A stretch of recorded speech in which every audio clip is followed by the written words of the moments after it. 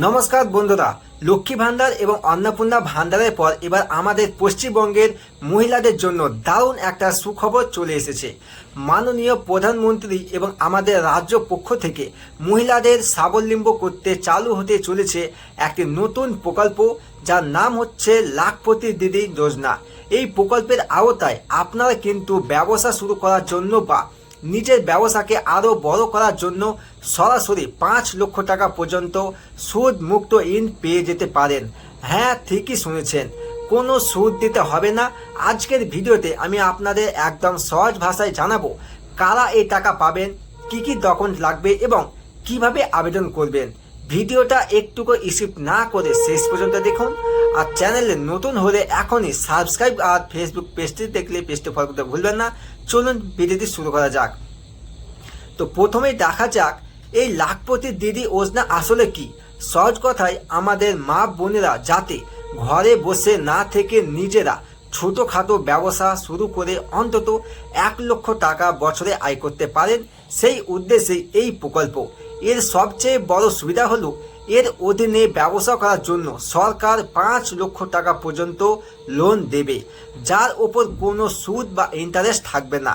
সুদের পুরো টাকাটাই সরকার ভর্তুকি দেবে। শুধু তাই নয়, ব্যবসা কিভাবে করবেন, কিভাবে জিনিসপত্র বিক্রি করবেন, তার জন্য সরকার থেকে স্পেশাল ট্রেনিং বা প্রশিক্ষণও দেওয়া হবে। সেলাই, হস্তশিল্প, দুগ্ধজাত ব্যবসা কিংবা ছোটোখাটো যে কোনো খুচরো ব্যবসার ক্ষেত্রে আপনারা এই সুবিধা নিতে পারবেন। এবার প্রশ্ন হলো, কারা এই সুবিধার জন্য আবেদন করতে পারবেন? এর জন্য 3টি প্রধান শর্ত রয়েছে। তো কী সেই শর্ত? তো দেখুন, প্রথম হচ্ছে আবেদনকারীকে অবশ্যই পশ্চিমবঙ্গের স্থায়ী বাসিন্দা হতে হবে। দ্বিতীয়ত হচ্ছে মহিলার বয়স 18 থেকে 50 বছরের মধ্যে হতে হবে। এবং তৃতীয়ত সবচেয়ে গুরুত্বপূর্ণ, আবেদনকারীকে অবশ্যই যে কোনো একটি নথিভুক্ত স্বনির্ভর গোষ্ঠী বা সেলফ হেল্প গ্রুপের সক্রিয় সদস্য হতে হবে। তো এবার দেখুন, আবেদন করার জন্য আপনাদের কী কী ডকুমেন্ট রেডি রাখতে হবে এবার সেটা একটু দেখে নিন। 1 হচ্ছে ভোটার কার্ড এবং আধার কার্ড। 2 হচ্ছে প্যান কার্ড অথবা রেশন কার্ড, যে কোনো বৈধ সরকারি আইডি।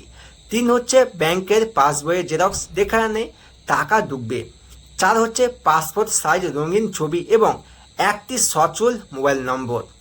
এখন জানতে চান তো কীভাবে আবেদন করবেন? তো দেখুন, আপনাদের জানিয়ে রাখি, কেন্দ্রীয় গ্রামীণ উন্নয়ন মন্ত্রকের অফিসিয়াল ওয়েবসাইটের মাধ্যমে অনলাইনে আবেদন করা যাবে। এছাড়া আপনারা আপনাদের নিকটবর্তী স্বনির্ভর গোষ্ঠীর অফিস, গ্রামীণ উন্নয়ন বিভাগ বা সংশ্লিষ্ট ব্যাংকে যোগাযোগ করেও অফলাইনে ফর্ম জমা দিতে পারেন।